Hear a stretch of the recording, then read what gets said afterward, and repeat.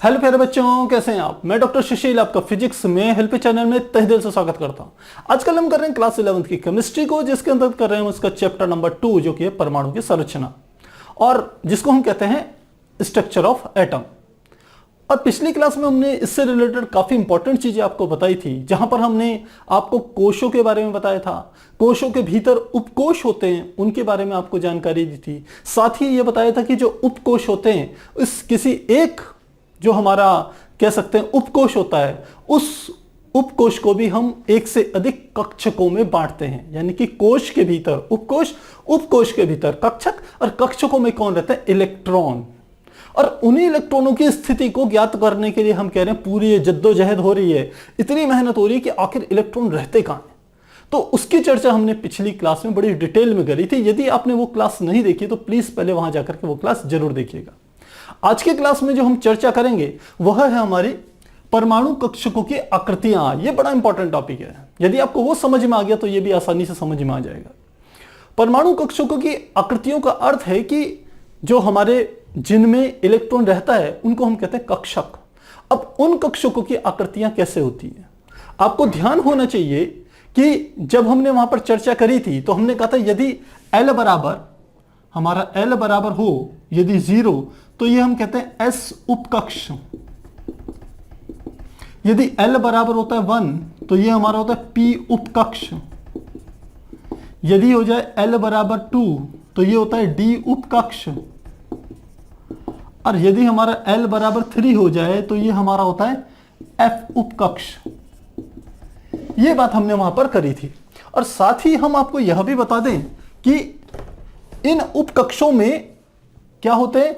हम कहते हैं कक्षक होते हैं। इन उपकक्षों को भी हम क्या करते हैं? कक्षकों में विभाजित करते हैं। अब कक्षकों की बात करी जाए तो हम कहेंगे S में क्या होता है? एक कक्षक, जिसे ऑर्बिटल कहते हैं। P में हम कहते हैं 3 कक्षक, D में 5 कक्षक, और F में हमारे होते हैं 7 कक्षक। कक्षक यानी कि ऑर्बिटल, उपकक्षक यानी कि सब शेल। लिख भी लेते हैं यहां, ये क्या है? सब शेल, सब शेल। और ये हमारे क्या है? Orbital, orbital. तो इतनी बातें आपको पता होनी चाहिए। तो अब हम क्या कर रहे हैं? हम परमाणु कक्षकों की आकृतियां निकाल रहे हैं। तो किन कक्षकों की? इन कक्षकों की आकृतियां निकाल रहे हैं। अब इन कक्षकों की आकृतियां निकालने के लिए आपको यह इनकी स्थिति भी पता होनी चाहिए। हमने कहा यदि यह हम एक परमाणु का नाभिक बना दें, मैंने कहा ये क्या है? नाभिक, न्यूक्लियस है। तो उसके बाद जो पहला हमारा ये होता है कोश, इसको क्या कहते हैं? ये हमारे क्या है? कोश। तो ये पहला कोश है। उसके बाद ये आता है दूसरा कोश, फिर ये होता है तीसरा, फिर चौथा, ये 5वां। इस प्रकार से कोश बढ़ते हैं।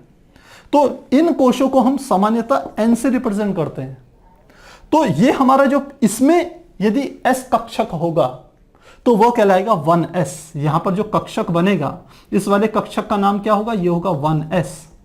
यदि इस ये क्योंकि n का मान, यहां n का मान 1, ये 2, ये 3, यहां पर क्या हो जाएगा? ये वाला हो जाएगा 4, और ये वाला हमारा कौन सा हो जाएगा? 5।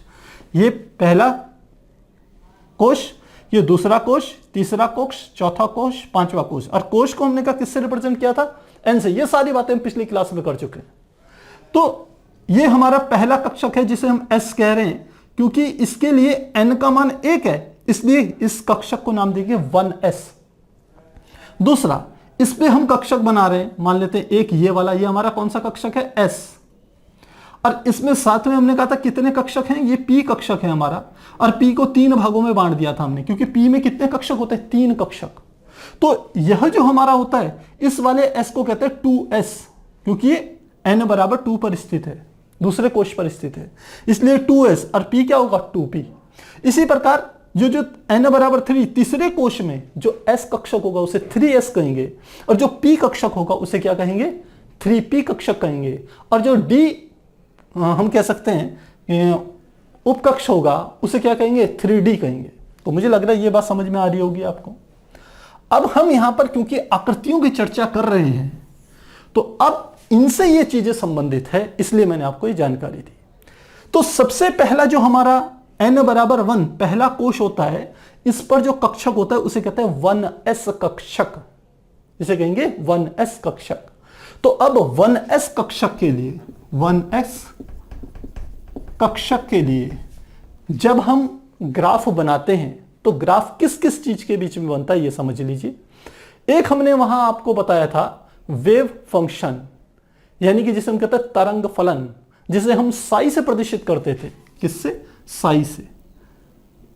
ये बना रहे हैं ऐसे करके, ये हमारा क्या है? साई, जिसे हम कहते हैं तरंग फलन। ये तरंग फलन, और इधर की ओर हमारा क्या है? ये नाभिक से दूरी है। ये जो हमारा नाभिक है सेंटर, इससे ये जो दूरियां चल रही हैं, जो हमारे कोश जो गोलाकार हैं उनकी जो त्रिज्याएं हैं उनको हम r से रिप्रेजेंट कर रहे हैं, यानी कि नाभिक से दूरी को किससे प्रदर्शित कर रहे हैं? r।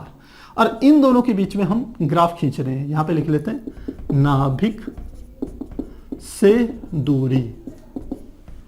तो एक इसके बीच में ग्राफ खींचेंगे, एक सेकंड हम ग्राफ प्लॉट कर रहे हैं किसके बीच में? हम कह सकते हैं कि 2s कक्षक के लिए, ये हम 2s कक्षक का बनाएंगे, इसमें भी फाई और r में क्या करेंगे? ग्राफ प्लॉट करेंगे। तो जब इनके यदि हम ग्राफ देखें तो हमें ग्राफ इस प्रकार से, यह ग्राफ इस प्रकार से आएंगे, ऐसे आते हैं। और यदि इसके लिए ग्राफ खींचा जाए, 2s के लिए खींचा जाए, 2s मतलब दूसरे कोश में उपस्थित जो s उपकक्ष है उसे 2s कहते हैं। तो उसके लिए यदि ग्राफ खींचे तो वो इस प्रकार से आएगा।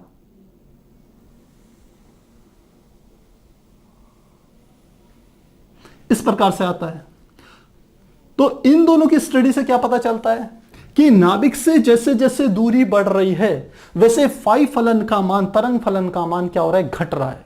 नाभिक से जितनी दूरी कम है, यहां पर देखिए ये फाई फलन का मान सबसे ज्यादा है, तो ये फाई तरंग फलन का मान नाभिक से जितनी कम दूरी पर स्थित है उतना ज्यादा तरंग फलन क्या है? ज्यादा। अब यहीं पर हम इनको कोरिलेट करते हैं किससे? जिसे हम कहते हैं इलेक्ट्रॉन की प्रायिकता, यानी कि इलेक्ट्रॉन के पाए जाने की प्रायिकता, और जिसे हम कह सकते हैं कि फाई स्क्वायर से रिप्रेजेंट करते हैं, जिसे हम प्रायिकता घनत्व भी कहते हैं। तो अब किसके बीच में ग्राफ खींच रहे हैं? 1s है, लेकिन 1s का हमने क्या करा? इस प्रकार से ग्राफ बना रहे हैं। यहां पर क्या है? फाई स्क्वायर, जिसे हम कहते हैं प्रायिकता घनत्व, और यहां पर हमारी होती है r, यानी कि नाभिक से दूरी। अभी इसको और डिटेल में जब बताएंगे आपको तो ये ग्राफ आपको आसानी से समझ में आ जाएंगे। अभी हो सकता है आपके मन में आ रहा हो कि कुछ समझ में नहीं आ रहा है, क्या हो रहा है, लेकिन आप थोड़ा धैर्य जरूर रखें। तो अब यह है प्रायिकता घनत्व। प्रायिकता घनत्व का अर्थ होता है कि इलेक्ट्रॉन कहां पर इलेक्ट्रॉन के पाए जाने की संभावना सबसे अधिक है। इलेक्ट्रॉन के जहां पर पाए जाने की संभावना सबसे अधिक होती है उसी को हम कहते हैं प्रायिकता घनत्व। इसे साई स्क्वायर से रिप्रेजेंट किया जाता है। हमने कहा था ये क्या होता है? इसे हम कहते हैं साई, साई कहते हैं इसे, इंग्लिश में कहते हैं PSI, इस निशान को। ये तरंग फलन होता है, इसका स्क्वायर कर दे तो ये प्रायिकता घनत्व हो गया। तो अब जब प्रायिकता घनत्व की हम बात करें, प्रायिकता घनत्व बनाते हैं तो हमारा डायग्राम 1s की बात कर रहे हैं। 1s के लिए कैसे बनेगा?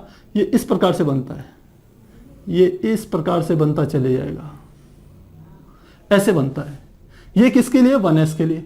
यदि इस प्रकार 2s के लिए बनाएं तो ये हमारा 2s के लिए ऐसे बनेगा, 2s के लिए इस प्रकार से बनेगा। ये साई स्क्वायर है प्रायिकता घनत्व, और ये नाभिक से दूरी है r, तो ये ऐसे बनेगा।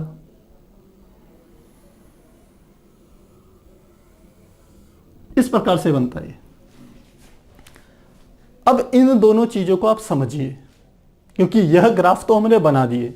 यह इसलिए बताए हैं क्योंकि एनसीईआरटी में ग्राफ बने हुए हैं और बहुत सी जगहों पर आपको केवल इन ग्राफ के बारे में यह बताना होता है कि ग्राफ क्या प्रदर्शित कर रहे हैं। तो कभी 1 नंबर का प्रश्न, कभी हम कह सकते हैं नीट में या जेई में इस टाइप के क्वेश्चन आ जाते हैं। ग्राफों से रिलेटेड वहां बहुत क्वेश्चन आते हैं बच्चों। जब भी आप कहते हैं कि सर क्वेश्चन पेपर फिजिक्स का या केमिस्ट्री का काफी जटिल आया है, तो वहां हमेशा डाटास के बदले हम क्या कर देते हैं? ग्राफों से क्वेश्चंस को क्या करते हैं? ज्यादा सामने रखते हैं। तो इस ग्राफ का क्या अर्थ है ये समझिए। मैंने कहा फाई स्क्वायर का अर्थ है प्रायिकता घनत्व। प्रायिकता घनत्व का अर्थ है इलेक्ट्रॉन के पाए जाने की संभावना सबसे ज्यादा कहां होगी, यह बताता है। और आर बताता है कि इलेक्ट्रॉन की नाभिक से दूरी। तो अब यदि इन दो बातों को मैं यहां पर रखूं, तो मैंने कहा मान लेते हैं मेरे पास एक ये नाभिक है, ये मेरे पास क्या है, नाभिक। अब मैं इस वाले 1s ग्राफ की बात कर रहा हूं, तो मैं कहूं कि 1s का अर्थ हो गया कि 1 का मतलब पहले कोश में, s यानी कि उपकक्ष, पहले कोश में जो उपकक्ष है s, उसमें उपकोश जो है हमारा s, उसमें इलेक्ट्रॉन के पाए जाने की संभावना कैसी है। तो वह बताया गया कि यह हमने कहा नाभिक है। अब जैसे जैसे नाभिक से दूरी कम हो रही है, नाभिक के जितना पास जाने की संभावना हो सकती है, उतना ज्यादा इलेक्ट्रॉन के पाए जाने की संभावना भी अधिक होगी। सीधे कहने का इसका अर्थ यह है कि जैसे ही ये r दूरी इधर की ओर बढ़ रही है, दूरी का मान जब कम है, यहां पर है, तो देखिए ग्राफ का जो हाइट है वो यहां पर है, इसका मतलब इलेक्ट्रॉन के पाए जाने की संभावना सबसे अधिक नाभिक के समीप है। तो कहां है, ये नाभिक है, ये क्या है हमारा न्यूक्लियस। तो इलेक्ट्रॉन यहां पर पाए जाने की संभावना सबसे ज्यादा है बच्चों, ये हमने इलेक्ट्रॉन के पाए जाने की संभावना दिखा रहे हैं आपको। अब जैसे जैसे आप नाभिक से दूर जाएंगे, वैसे वैसे इलेक्ट्रॉन के पाए जाने की संभावना भी आपको कम मिलेगी, और यहां नाभिक के पास इलेक्ट्रॉन के पाए जाने की संभावना क्या होगी, सबसे अधिक होगी। तो यह जो पिक्चर है यह किसको प्रदर्शित कर रही है, ये 1s को प्रदर्शित कर रही है, और साई स्क्वायर इलेक्ट्रॉन के पाए जाने की संभावना को प्रदर्शित करता है। प्रायिकता घनत्व का अर्थ है कि जहां पर इलेक्ट्रॉन के पाए जाने की संभावना 90% से ज्यादा हो। किसकी संभावना, इलेक्ट्रॉन के पाए जाने की संभावना, क्योंकि इलेक्ट्रॉन इस न्यूक्लियस के चारों तरफ त्रिविमीय आयाम में कहीं पर भी रह सकता है, कहीं एक जगह पर रहने की इसकी संभावना नहीं है। जैसे आप कह दीजिए कि आपके पास एक फुटबॉल है, फुटबॉल का जो सेंटर है वो नाभिक है, और फुटबॉल के अंदर कोई इलेक्ट्रॉन कहीं भी रह सकता है, तो उसके सबसे अधिक रहने की संभावना कहां है, तो हम कहेंगे उसके केंद्र के पास है, न्यूक्लियस के पास है। वही क्या है, यह ग्राफ इस बात को प्रदर्शित कर रहा है कि जब r का मान कम है तो प्रायिकता घनत्व तो ज्यादा है। जैसे जैसे नाभिक से दूरी बढ़ती चली जाएगी, इस नाभिक से जैसे जैसे दूर जाएंगे, इलेक्ट्रॉन के पाए जाने की संभावना उतनी ही कम होती चली जाएगी, और यहां पर काफी आगे जाकर के वो संभावना बहुत क्षीण हो जाएगी। इस नाभिक से जैसे जैसे आप यहां पर पहुंचेंगे, इलेक्ट्रॉन के पाए जाने की संभावना बहुत कम होगी, और जितना ज्यादा नाभिक के आप पास रहेंगे, इलेक्ट्रॉन के पाए जाने की संभावना उतनी ही अधिक होगी। इतनी बात समझ में आ गई होगी। ये किसका ग्राफ है, 1s का ग्राफ है। अब यदि ऐसा ही ग्राफ में 2s के लिए बनाऊं तो क्या बनेगा, देखिए यहां पर एक ये नोड आ गया इस तरीके का, यहां पर क्या हो गया, ये 0 पहुंच गया। इसको हम नाम दे देते हैं, इसको नाम देते हैं जिसे हम कहते हैं नोड। ये हमारा क्या होता है, इसको कहते हैं नोड। अब नोड क्या चीज है, नोड हम कह सकते हैं किसी ग्राफ का वह बिंदु है जो यह प्रदर्शित करता है कि वहां इलेक्ट्रॉन के पाए जाने की संभावना 0 है। क्या कहा मैंने, यहां पर लिख रहे हैं नोड। ग्राफ में वह स्थान जहां क्या कहेंगे, प्रायिकता घनत्व, प्रायिकता घनत्व 0 हो, अर्थात इलेक्ट्रॉन के पाए जाने की संभावना 0 हो, संभावना 0 हो। इसका अर्थ है कि इस जगह पर इलेक्ट्रॉन नहीं मिलेगा आपको किसी भी स्थिति में, बहुत कम है संभावना, इसलिए इसको क्या कह देते हैं, हम नोड कहते हैं। और ये किस ग्राफ में मिल रहा है, ध्यान रखिएगा, ये 2s के ग्राफ में मिलता है, ये 1s के ग्राफ में कोई नोड हमें नहीं मिलता। मेरी बात समझ में आ रही होगी, हमने कहा 1s के ग्राफ में कोई नोड नहीं है, सीधे कहीं 0 को टच नहीं करा इसने, इस अक्ष को, x अक्ष को, ये हमारी x अक्ष होती है और ये हमारी y अक्ष होती है, ये x अक्ष, ये y अक्ष। x अक्ष किसको दिखा रही है, नाभिक से दूरी बढ़ रही है, और y अक्ष दिखा रही है कि इलेक्ट्रॉन के पाए जाने की संभावना जो कि प्रायिकता घनत्व है वो y अक्ष पे। तो इसमें कहीं पर भी इस ग्राफ ने x अक्ष को स्पर्श नहीं किया। यहां पर हम देख रहे हैं मान अधिकतम था, सीधे गिरता रहा, और एक बार वो टच किया ग्राफ x अक्ष को, और उसके बाद फिर बढ़ गया और फिर एक्स अक्ष के समांतर चलता चले गया कम होकर के। तो इस बिंदु को हमने कहा नोड, और नोड क्या है? जहां पर इलेक्ट्रॉन के पाए जाने की संभावना शून्य है, प्रायिकता घनत्व तो शून्य है। ये किस में मिलता है? 2s के ग्राफ में मिलता है। अब देखिए 2s के ग्राफ को समझिए। हमने कहा यहां हमारा क्या है, फिर से एक न्यूक्लियस बना दिया मैंने। इस न्यूक्लियस के चारों तरफ हम कहें इलेक्ट्रॉन कहां पाए जाएंगे, तो हमने देखा कि जैसे जैसे हम r से दूरी कम होगी, ये क्या है हमारा मूल बिंदु 0, और ये क्या है, यहां पर दूरी क्या है 0, यानी कि यहां पर ये बिल्कुल नाभिक को प्रदर्शित कर रहा है। नाभिक से दूरी कितनी है? 0। जैसे जैसे आगे बढ़ेंगे वैसे वैसे नाभिक से दूरी बढ़ती चली जाएगी। ये नाभिक है, इससे जैसे जैसे इस बिंदु का अर्थ है ये वाला बिंदु, यहां से जैसे जैसे आगे जाएंगे वैसे वैसे दूरी क्या हो रही है? बढ़ रही है। तो हम देखते हैं नाभिक के पास यहां पर इलेक्ट्रॉन के पाए जाने की संभावना सबसे ज्यादा होती है। तो यह हमने क्या कर दिया, इलेक्ट्रॉन के पाए जाने की संभावना को व्यक्त कर रहा है ये वाला ग्राफ। ये जहां पर ये डॉट्स बना रहे हैं ये इलेक्ट्रॉन के पाए जाने की संभावना है। अब ये क्या हो गया, यहां पर क्या आ गया? नोड आ गया। नोड का मतलब यहां पर इलेक्ट्रॉन नहीं पाया जाएगा। फिर उसके बाद फिर से चढ़ाव आया ग्राफ में। इसका मतलब है कि बीच का स्थान, कुछ स्थान ऐसा है जहां पर इलेक्ट्रॉन नहीं मिलने वाला आपको, उसके बाद आपको इलेक्ट्रॉन मिलेगा। तो इसका अर्थ है कि यहां से हम इतना यदि एक हिस्सा ऐसा ले लें कि इनके बीच में, इनके यहां से और यहां के बीच में इलेक्ट्रॉन नहीं मिलेगा, इसके बाद यहां पर फिर से आपको इलेक्ट्रॉन के पाए जाने की संभावना है। इस ग्राफ को हम ऐसे बना सकते हैं। तो मुझे लगता है यह बात आपको समझ में आ गई होगी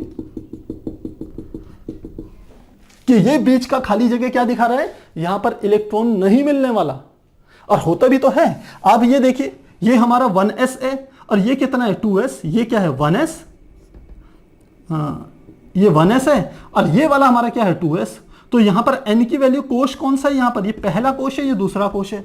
इन दोनों कोश के बीच की जो जगह है वहां पर इलेक्ट्रॉन नहीं मिलता, उसी बीच की जगह को यहां पर प्रदर्शित किया गया है। तो इतनी बात मुझे लग रहा है अब आपको समझ में आ गई होगी। तो क्या क्या चीजें हमने समझी? हमने समझा कि सबसे पहले कि नाभिक के चारों तरफ इलेक्ट्रॉन के पाए जाने की संभावना को हम प्रायिकता घनत्व कहते हैं। यदि प्रायिकता घनत्व और नाभिक से इलेक्ट्रॉन के पाए जाने की संभावना यदि दूरी के साथ जो परिवर्तित होती है उसके बीच में यदि ग्राफ खींचें तो वो ग्राफ इस प्रकार का आता है।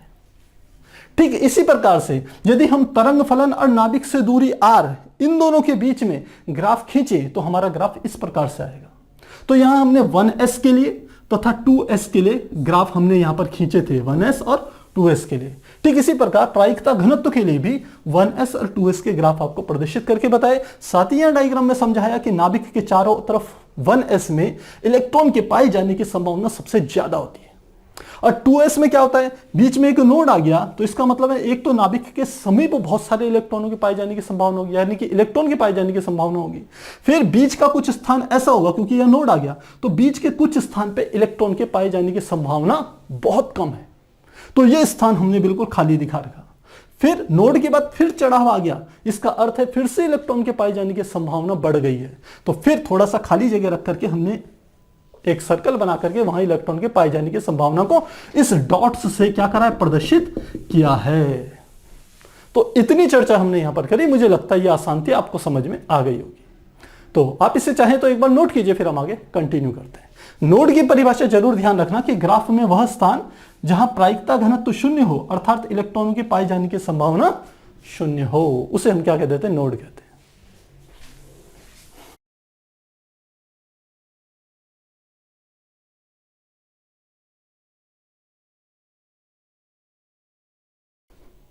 तो अभी हमने यह समझा कि प्रायिकता घनत्व और यदि नाभिक से दूरी के बीच में ग्राफ खींचा जाए तो हमारे को ग्राफ किस प्रकार का मिलता है।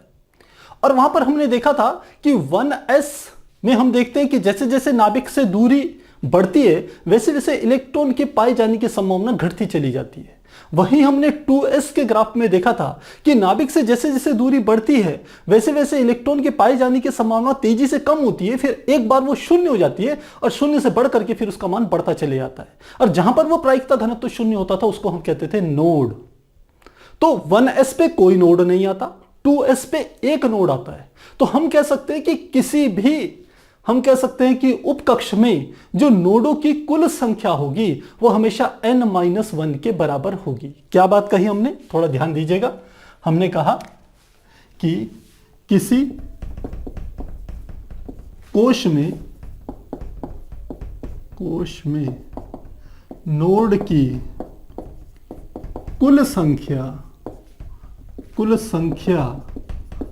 बराबर होती है n-1। जैसे 1s में ढूंढ रहे थे, 1s के लिए n का मान क्या होता है 1, तो एक में से एक घटाया शून्य। जैसे एग्जांपल लिख लेते हैं, 1s में n बराबर कितना है 1, तो नोड कितने होंगे 0। 2s में, क्योंकि ये आगे का अंक देखिए ये 1 है तो ये n के मान को बता रहा है, ये 2 ये भी n के मान को बता रहा है, में n बराबर है 2, तो नोड बराबर कितने हो जाएंगे, सॉरी ये 2 में से n बराबर 2 है तो टोटल नोडों की संख्या कितनी होगी, 2 में से 1 गया तो कितना हो गया 1। वैसे यदि हम कहें 3s में n बराबर 3 तो नोड कितने हो जाएंगे, हम कह सकते हैं यहां पर 2 हो जाएंगे। अब यहां पर एक बात और ध्यान देने की है कि जो हमारे ये नोड होते हैं, ये जो नोड है ये 2 प्रकार के होते हैं। एक को हम कहते हैं त्रिज्य नोड, और दूसरे को हम क्या कहते हैं, जिसे हम कहते हैं कोणीय नोड। इन त्रिज्य नोड और कोणीय नोड क्या होते हैं, इनकी चर्चा तो हम बाद में डिटेल में करेंगे। सामान्य तो होता क्या है, जो s ऑर्बिटल होती है उसकी हम देखेंगे अभी आकृति जो होती है वो हमारी होती है गोलीय, यानी कि गोलाकार आकृति होती है, तो उसमें क्या होता है त्रिज्य नोड पाया जाता है। और कोणीय नोड हमारे किस में पाए जाते हैं, हम आगे देखेंगे P तथा D, उनमें हमारे कोणीय नोड भी पाए जाते हैं। तो इन ये क्या क्या होते हैं इन पे चर्चा तो हम बाद में करेंगे, पर आप ये समझिए किसी भी यदि n का मान पे यदि हम कहें कि नोडों की संख्या आपको ज्ञात करनी है तो जो त्रिज्य नोड का मान होता है वो होता है हमारा n-l-1। त्रिज्य नोड की संख्या लिख लेते हैं, की संख्या क्या हो जाएगी बराबर n-l-1, और कोणीय नोड की संख्या बराबर हमारी होती है l के। तो n, l, ms और ms ये 4 हमने आपको क्वांटम संख्याएं बताई थी, ध्यान रखना है। पिछली क्लास में बताई थी, कौन कौन सी थी हमारी, एक थी n, एक थी l, एक थी ml और एक थी ms। ये 4 क्या थी, क्वांटम संख्याएं, और इन्हीं क्वांटम संख्याओं का आपने यहां पर इस्तेमाल करना है और नोडों की संख्या को ज्ञात कर लेना है। और इन दोनों को जोड़ेंगे तो कुल नोड यही निकलेंगे हमारे। ये हमारा क्या है, कुल नोड, नोडों की कुल संख्या यहां पर लिख रहा हूं मैं कुल। तो कुल संख्या n-, तो n-l-1 जो कि त्रिज्य नोड है, इसमें कोणीय नोड कितना है l, इसको जोड़ दें तो कुल संख्या n-1 के बराबर ही आएगी। तो ये नोडों के बारे में आपको जानकारी होनी चाहिए। अब हम यहां पर समझ रहे हैं कि आकृति और ऊर्जा किस प्रकार से होती है। तो हमारा अगला जो टॉपिक है इसमें वह है हमारा कि कक्षकों की आकृति तथा ऊर्जा। हमने कहा कक्षकों का, अभी आकृति ने लेकर के आकार ले रहे हैं, कक्षकों का आकार तथा ऊर्जा, यानी कि हम कह सकते हैं size and energy of orbitals.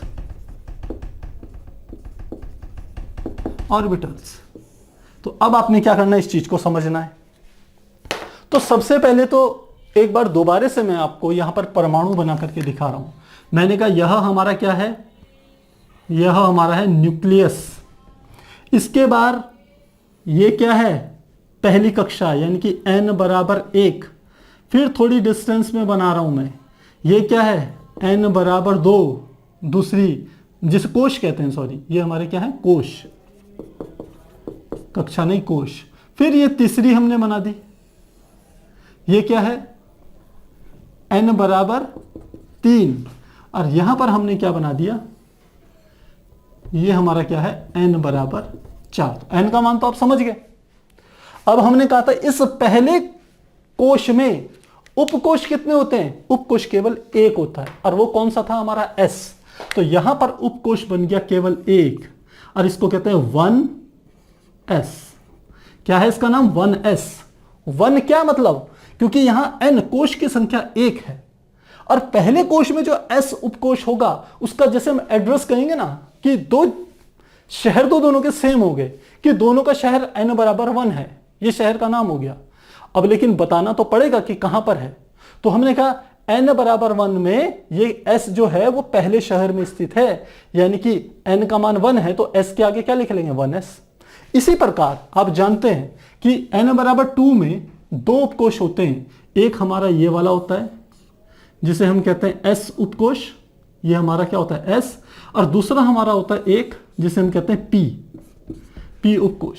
क्योंकि यह दूसरे नंबर के कोश में स्थित है इसलिए इसके आगे क्या लिखा जाता है? इसके आगे लिखा जाता है 2s, और इसके आगे लिखा जाता है 2p। तो ये बात समझ में आ गई होगी। जो तीसरा हमारा है इसमें s भी होता है, ये हमारा क्या है? s। फिर क्या होता है? p भी होता है, और तीसरा क्या होता है? d भी होता है। तो ये हमारा हो गया s, ये हमारा हो गया p, और ये हमारा क्या हो गया? d। तो ये तीसरे कोश में स्थित है इसलिए इसके आगे क्या लिखेंगे? 3s, इसके आगे लिखेंगे 3p, और इसके आगे लिख लेंगे 3d। है तो d, लेकिन कौन से कोश का? तीसरे कोश का। इसी प्रकार चौथे में देखेंगे तो यहां पर हमारा क्या आ जाता है? पहले s आ जाता है, फिर p आ जाता है, फिर d आ जाता है, और फिर एक और उपकोष होता है जिसे हम कहते हैं f। तो ये कौन से कोश में स्थित है? 4 में, इसलिए इसके आगे लिखा जाता है 4s, 4p, 4d, 4s। और आप देख रहे हो जैसे जैसे ये गोले बाहर की ओर बढ़ रहे हैं इनके आकार भी बढ़ते चले जाएंगे।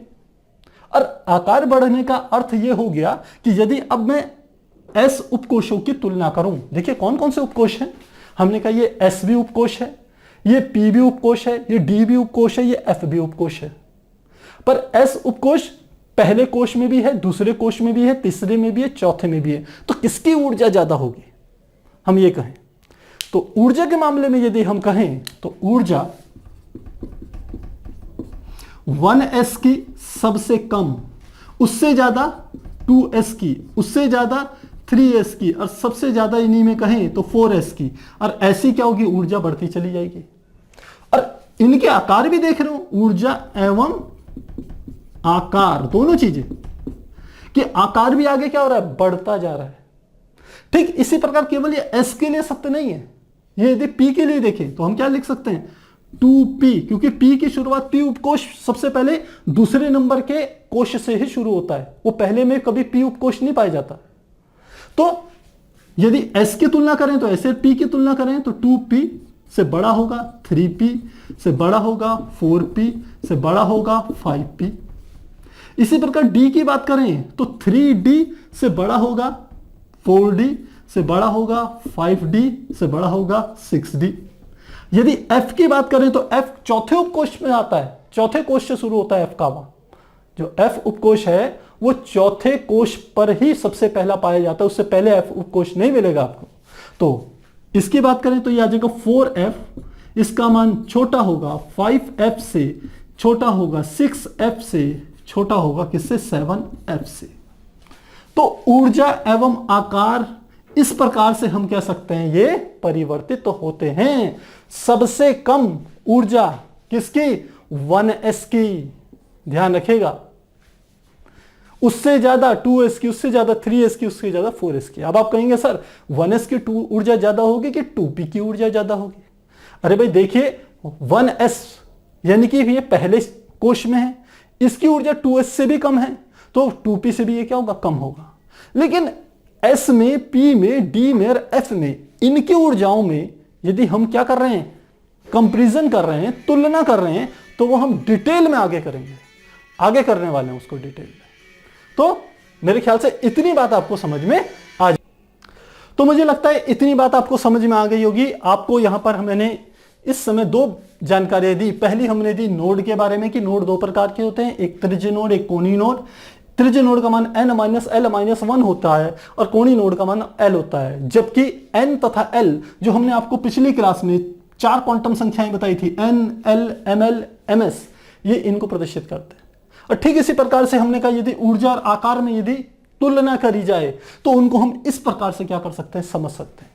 तो आप चाहें तो इसे एक बार नोट कीजिए, फिर हम आगे कंटिन्यू करेंगे। अब हम देखेंगे, अभी हमने आकार और ऊर्जा की बात करी है, अब हम कक्षकों की आकृतियों को समझने वाले हैं। तो एक बार इसे नोट कीजिए, फिर देखिए हम किस प्रकार से कक्षकों को बड़े आसानी से समझ सकते हैं। और बहुत इंपॉर्टेंट है कक्षकों की आकृतियों को समझना।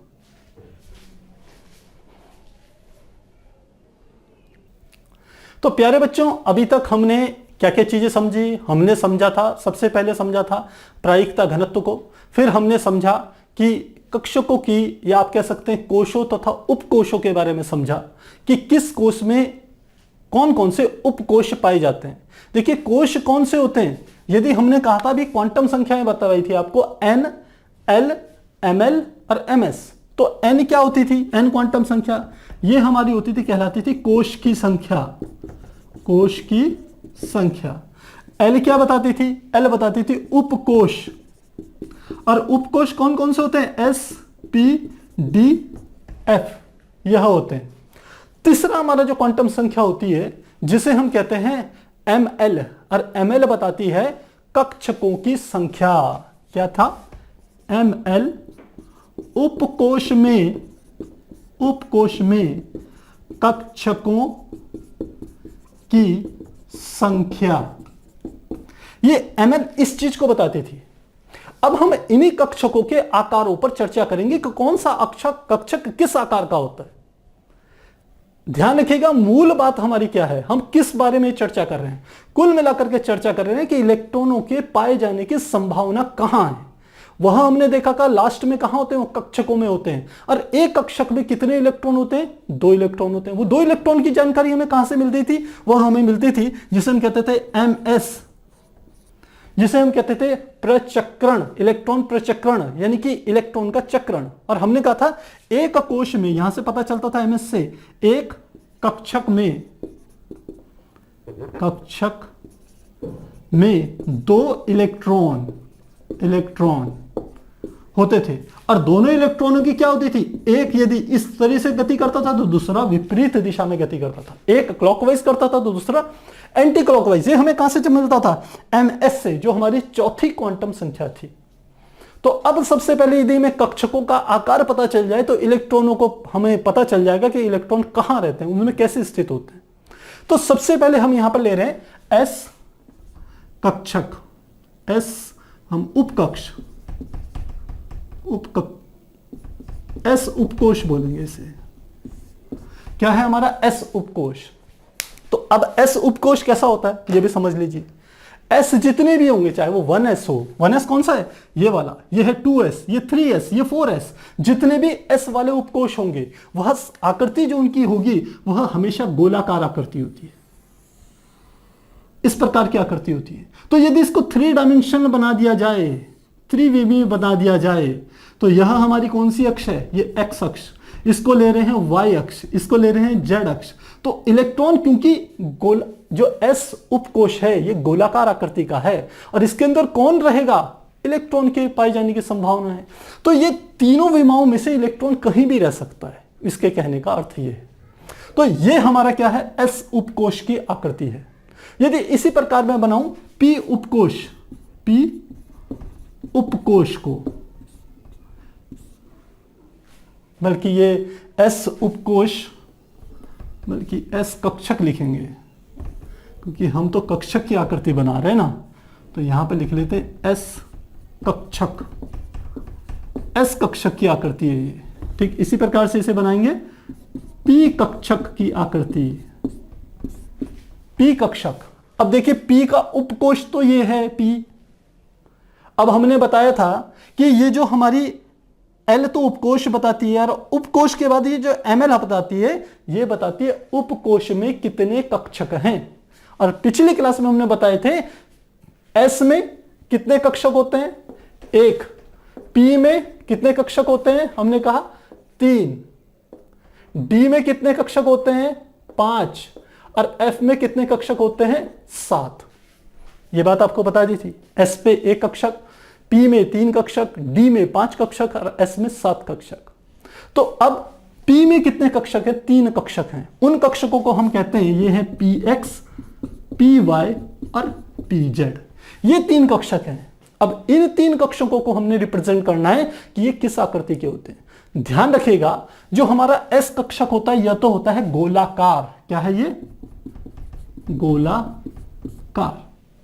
और ये जो P कक्षक होते हैं इसकी आकृति होती है डंबल की। डंबल की आकृति होती है। डंबल तो समझते हो ना, जो आपने देखा होगा कि वो जो पहलवान होते हैं वो अपनी बॉडी बनाने के लिए इस तरीके का डंबल यूज करते हैं, ऐसे यूज करते हैं ना एक्सरसाइज करने के लिए। यही हमारा क्या कहलाता है? डंबल। तो लगभग ऐसी ही आकृति किसकी होती है? P कक्षकों की होती है। तो P कक्षक में एक डंबल से प्रदर्शित किया जाता है P कक्षक को। अब वह डंबल क्या है? वो ये डंबल की आकृति है। तो कैसे होगी? तो सबसे पहले बना रहे हैं हम, ये मैंने बनाते हैं,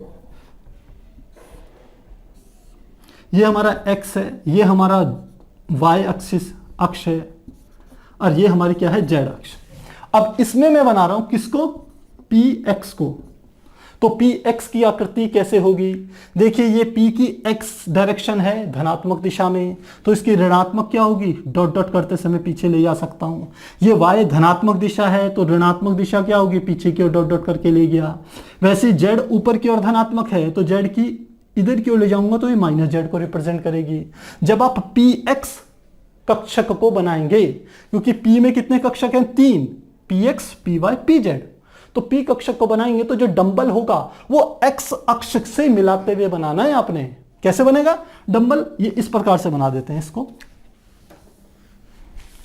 डंबल ऐसे बनेगा।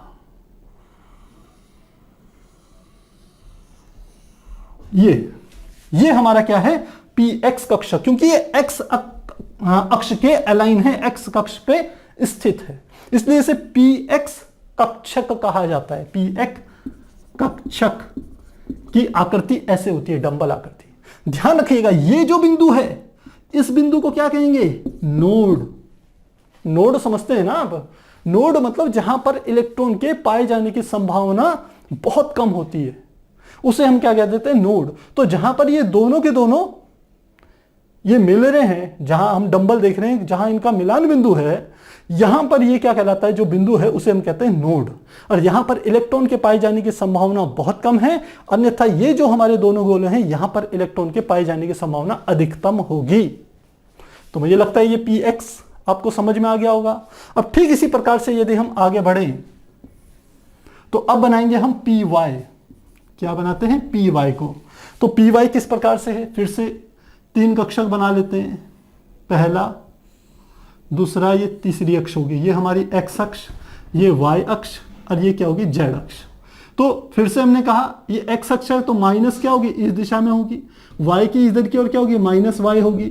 z की क्या होगी? नीचे माइनस z होगी। तो अब बनाएं py को। तो कैसे बनाएंगे?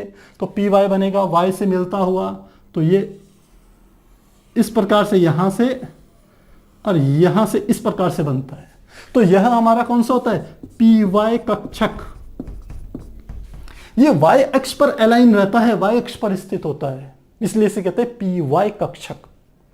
तीसरे में हम चले जिसको कि हम कहते हैं pz कक्षक। pz कक्षक। तो pz कक्षक के लिए फिर से हमने ये 3 बना दिए, ये 3 अक्षय बना दी। ये हमारी हो गई x, ये हमारी होगी y, ये होगी z। इधर की ओर ले जाएं तो ये माइनस y, इधर की ओर ले तो ये माइनस x और नीचे की ओर माइनस z। अब pz कक्षक का अर्थ है कि जो डंबल होगा, देखिए यही तो डंबल है, यह जो डंबल है ये z अक्ष पर स्थित है। तो कैसे स्थित है z अक्ष पर? यह भी देख लेते हैं। ये इसको इस प्रकार से बना सकते हैं, ऐसे। तो यह हमारा कौन सा है? pz कक्षक। तो प्यारे बच्चों, ये बातें आपको समझ में आ गई होगी। ध्यान रखना, जहां पर ये डंबल जहां एक दूसरे से मिल रहे हैं, इन बिंदुओं पर क्या बन रहे हैं? नोड। यहां पर क्या बन रहे हैं? नोड। और नोड का अर्थ क्या था? मैंने आपको बता दिया कि जहां पर इलेक्ट्रॉन के पाए जाने की संभावना न्यूनतम होती है, वह क्या कहलाता है, नोड। तो यहां पर हमें क्या क्या बातें पता चली, जो s कक्षक होता है वह गोलाकार होता है। इसका अर्थ है इलेक्ट्रॉन के पाए जाने की संभावना x अक्ष पर, y अक्ष पर, z अक्ष पर एक समान है। किसी अक्ष पर ज्यादा, किसी अक्ष पर कम नहीं है। सब स्थानों पर एक समान रूप से इलेक्ट्रॉन पाया जा सकता है। हमने 1s और 2s के आपको गोलाकार डायग्राम भी बताए थे, जिस प्रकार हमने बताया था नाभिक के चारों तरफ किस प्रकार से दूरी कम होने पर, नाभिक से दूरी कम होगी तो इलेक्ट्रॉन के पाए जाने की संभावना ज्यादा होती है। तो ये गोलाकार है, जबकि px जो p कक्षक है ये डंबल आकार के होते हैं, और ये सिंगल डंबल आकार है, एक ही डंबल है इसमें। तो इसके तीन हमने प्रकार बना दिए, px, py, pz। और आप जानते हैं किसी एक कक्षक में कितने इलेक्ट्रॉन होते हैं, 2। px में भी 2 होंगे, py में भी 2 होंगे, pz में भी 2 इलेक्ट्रॉन होंगे। तो आप एक बार इसे नोट कीजिए, फिर हम आगे कंटिन्यू करेंगे।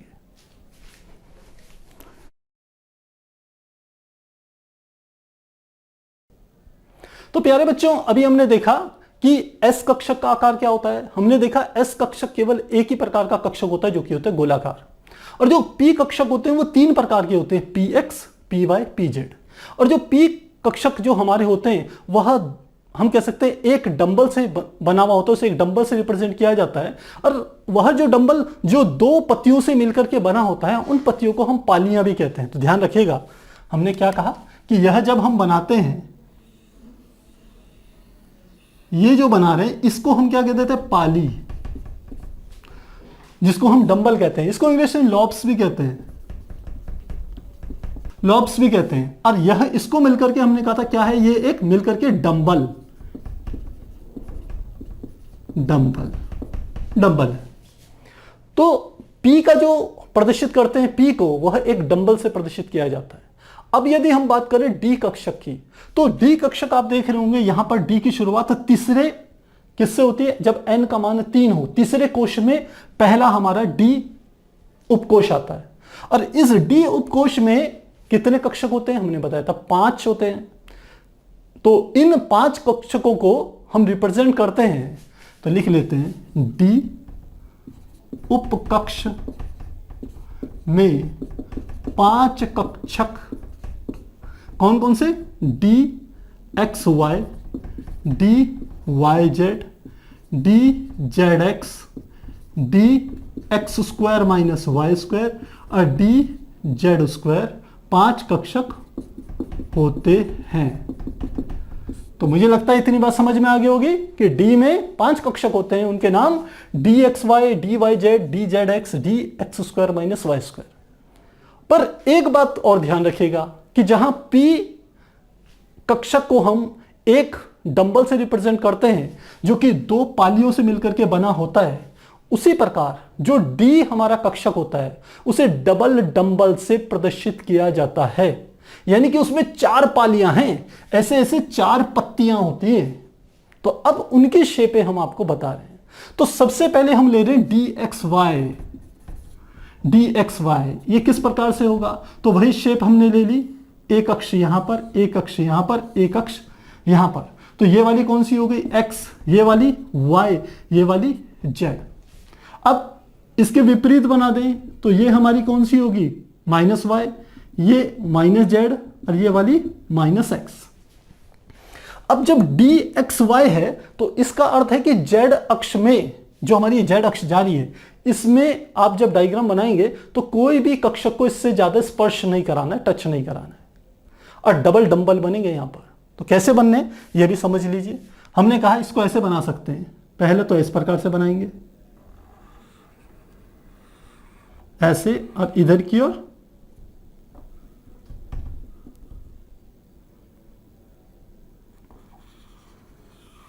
ऐसे, एक इस प्रकार से बना दिया आपने, और दूसरा फिर इस प्रकार से बना देना, इस प्रकार से।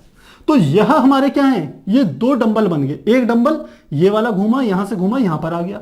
दूसरा डंबल यहां से घूमा, यहां से घूमा, यहां पर आ गया। और यहां पर ये बिंदु क्या है, ये हमारा पहले की तरह क्या है, नोड। तो ये किसको प्रदर्शित कर रहे हैं, डी एक्स वाई को प्रदर्शित करता है। सेकंड बना दें दूसरे में, तो उसको फिर से बना रहे हैं इस प्रकार से। ये दूसरा हम बना रहे हैं D Y Z, Y Z. तो डी वाई जेड को कैसे बनाएंगे, तो ये हमने माइनस वाई हो गई, ये माइनस जेड हो गई और ये माइनस एक्स हो गई। ये हमारा फिर से x, ये वाला हमारा क्या हो गया y अक्ष, ये हमारी क्या हो गई z अक्ष। अब y z है तो x को स्पर्श नहीं करना है, तो कैसे बनेगा, यहां से इस प्रकार से एक u बना दिया, फिर यहां से इस प्रकार से घूम करके ऐसे बन गया एक डंबल, तो ये बन गया। और दूसरा डंबल कैसे बनाना है, दूसरा डंबल फिर यहां से बना दिया ऐसे, और ये घूम करके आया ऐसे, तो यह हमारा कौन सा बन गया, डी वाई जेड, हमारा जो कक्षक है वह आ गया। उस कक्षक की आकृति डी वाई जेड की इस प्रकार से होगी, डी एक्स वाई की ऐसे होगी। अब 3 कक्षक हमें और बनाने हैं डी के, कौन कौन से, तीसरा है डी जेड एक्स, तो फिर से बनाया, ये हमारा 3 अक्ष बना दी, ये हमारी एक्स, ये हमारी होगी वाई, ये हमारी क्या होगी जेड। ये फिर से हमने कहा ये माइनस वाई है, ये माइनस एक्स है, ये माइनस जेड है। तो अब की बार जेड एक्स है तो वाई को स्पर्श नहीं करना है, तो किस प्रकार से करेंगे, जेड में इस प्रकार से बना सकते हैं,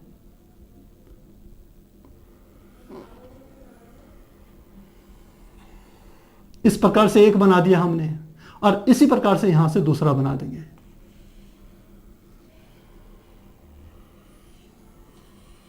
ऐसे, तो यह जो हमारा हो गया कौन सा हो गया, डी जेड एक्स, इस कक्षक की आकृति इस प्रकार से होगी। अगला देखें, अगला है हमारा डी, जिसको हम कहते हैं X square minus Y square. जब इस कक्षक की आकृति बनाएंगे तो फिर से हमने बना दिया, ये हमारा एक्स हो गया, ये हमारा y हो गया, ये z, ये माइनस वाई को, ये माइनस एक्स को, ये माइनस जेड को प्रदर्शित करेगा। अब X square minus Y square में आपने क्या करना है, सीधे हमने इस प्रकार से करना है, ये x पर ही सीधे डंबल ले जाना है, तो ये x हो गया, और y वाला क्या हो गया, ये y पर ही सीधे डंबल ले जाना है, ये हमारा हो गया। तो ये क्या हो गया, D X square minus Y square. और पांचवा और लास्ट जो हमारा कक्षक होता है डी का, जिसे कहते हैं डी जेड स्क्वायर। ये डी जेड स्क्वायर कैसा होता है, फिर से ये 3 कक्षक बना, 3 अक्षय बना दी, ये हमारी x हो गई, ये माइनस एक्स हो गई, ये y हो गई, ये माइनस y हो गई, ये z हो गई, और ये माइनस z हो गई, इतनी बना लेंगे। अब डी जेड स्क्वायर है, तो जब डी जेड स्क्वायर बनाएंगे तो z पे एक डंबल बना लीजिएगा, बन गया, तो एक ही डंबल बना, दूसरा डंबल तो बना नहीं, जबकि डी के लिए 2 डंबल होते हैं। दूसरा डंबल क्या होता है, इस डंबल के लंबवत इस प्रकार से चक्कर लगाता है, घूमता रहता है, तो उसको हम इस प्रकार से निरूपित करते हैं कि ये क्या कर रहा है, चक्कर लगा रहा है दूसरा डंबल। एक डंबल जेड अक्ष पर स्थित है और दूसरा इस प्रकार से डंबल चक्कर लगा रहा है, तो यह हमारा कौन सा होता है, डी जेड स्क्वायर कक्षक होता है। तो यहां पर हमने आपको एस कक्षक, P के 3 कक्षक Px, Py, Pz और D के 5 कक्षक, जिसे हम dxy, dyz, dzx, dx square minus Y square तथा dz स्क्वायर, पांचों की आपको शेप बता दी। प्यारे बच्चों, हो सकता है आपके एनुअल एग्जाम में या आपके हम कह सकते हैं होम एग्जाम में के लिए ये टॉपिक भले ही इंपॉर्टेंट ना हो, लेकिन ध्यान रखिए यदि आप कॉम्पिटिटिव एग्जाम्स की तैयारी कर रहे हैं तो आपको इनकी जानकारी होनी चाहिए। यदि आप केवल कह रहे हैं कि मुझे 11th में पास होना है, मुझे काम चलाना है, तो आप इस टॉपिक को छोड़ सकते हैं यदि आपको कठिन लग रहा है। लेकिन यदि आपके टारगेट है कि मुझे नीट की तैयारी करनी है, मुझे आईआईटी की तैयारी करनी है, मुझे जेईई की तैयारी करनी है, मुझे किसी हायर कॉम्पिटिटिव एग्जाम्स की तैयारी करनी है, तो आपको ये चीजें पढ़नी पड़ेगी केमिस्ट्री में। अगर ये नहीं पढ़ोगे तो बहुत से क्वेश्चंस में अटक जाओगे इस चैप्टर के। तो मुझे लगता है आपको काफी आसान है, यदि आप थोड़ा सा फोकस करेंगे तो काफी आसान है, तो ये आपको आसानी से समझ में आ गया होगा। अब यदि हम बात करें एफ कक्षकों की, क्योंकि इस एफ में कितने कक्षक होते हैं, एफ में हम जानते हैं इसमें होते हैं 7 कक्षक। हमने कहा था एस में 1 कक्षक, पी में 3 कक्षक, डी में 5 कक्षक और एस में 7 कक्षक। जब हम देख रहे हैं कि डी कक्षकों का आकार ही हमें लग रहा है कुछ जटिल है, तो एफ कक्षकों का आकार काफी अधिक जटिल होता है, इसलिए वह यहां पर एनसीईआरटी की किताब में और आपके इस सिलेबस में वो इंक्लूड नहीं है। तो उसको बस आप ये समझ लीजिए कि जो एफ कक्षकों का आकार होता है वो काफी जटिल होता है, बस इतने से आपका काम चल जाएगा, बशर्ते आपको एस कक्षक का आकार, पी कक्षक का आकार और डी कक्षक के आकारों की जानकारी होनी ही चाहिए। तो प्यारे बच्चों, आज की क्लास मुझे लगता है काफी आसान थी, सारी की सारी डायग्राम बेस्ड थी, चित्रों को समझना था आपने। तो यदि आपको ये तीनों चीजें एस कक्षक, पी के 3 कक्षक px, py, pz और डी के 5 कक्षकों की यदि आकृतियां समझ में आ गई हैं तो समझ लीजिए आपका काफी हद तक काम हो गया है।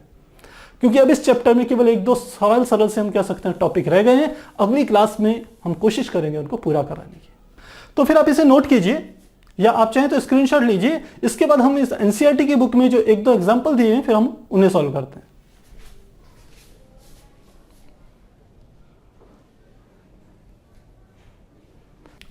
तो प्यारे बच्चों, एनसीईआरटी में इस टॉपिक से बेस्ड में, यानी कि हम कह सकते हैं जो हमने इससे पहले आपको पूरा परमाणु का स्ट्रक्चर बताया था कि नाभिक होता है, उसके चारों तरफ हम कहते हैं कोश होते हैं जिसको हम एन से रिप्रेजेंट करते हैं क्वांटम संख्या। उस कोशों में क्या होते हैं, उपकोश होते हैं जिनको हम एस पी डी एफ से प्रदर्शित करते हैं। फिर उसके बाद जो हमारे होते हैं एस पी डी एफ को एल से रिप्रेजेंट किया जाता है, आप जानते हैं।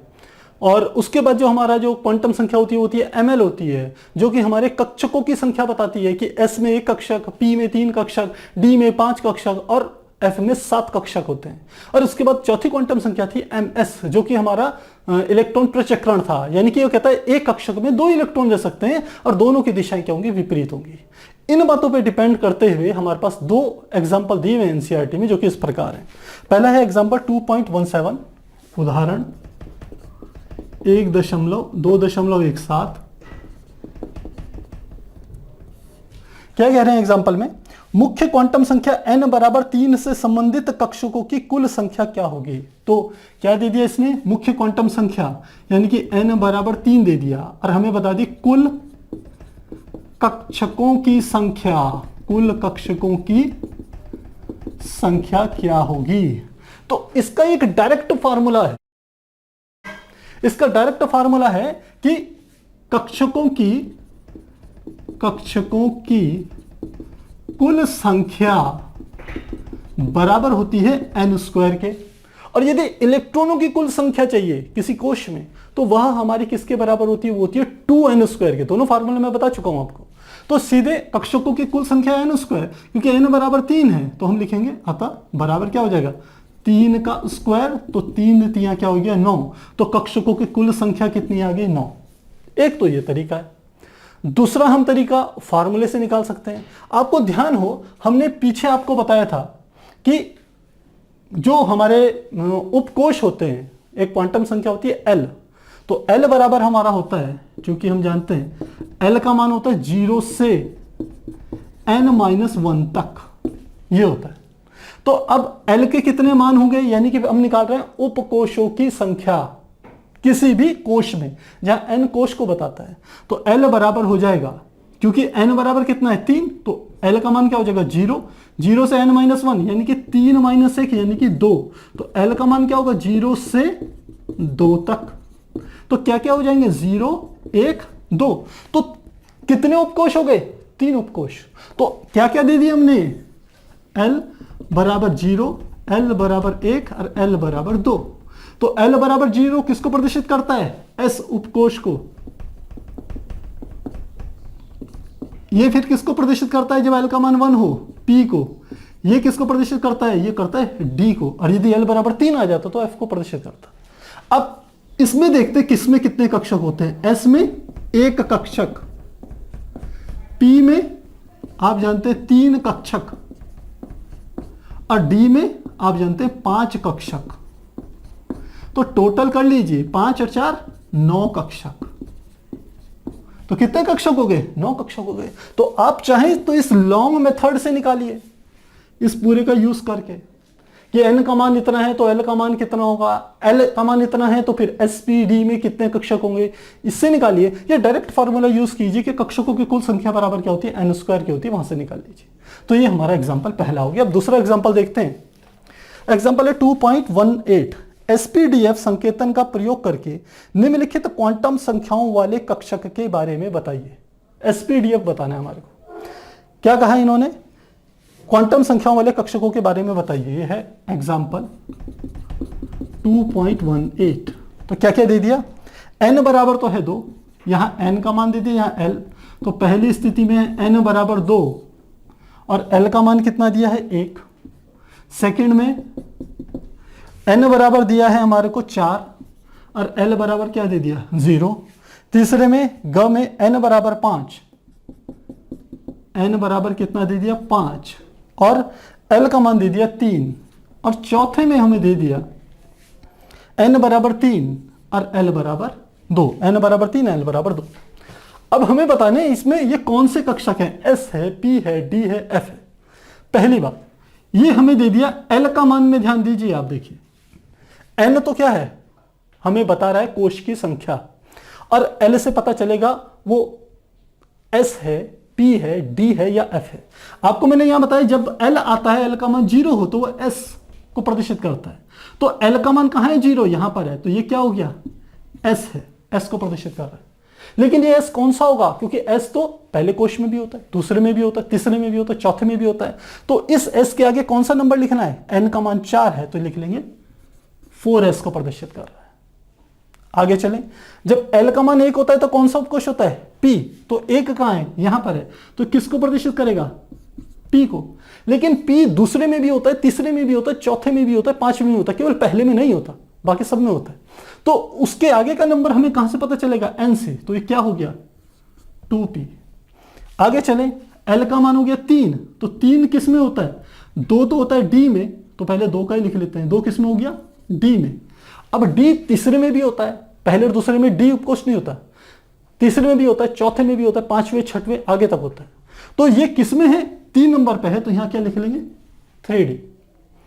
इसी प्रकार इसमें चलें तो l का मान क्या है 3, जब l बराबर 3 होता है ये होता है f उपकोष, तो क्या आ जाएगा इसके आगे f।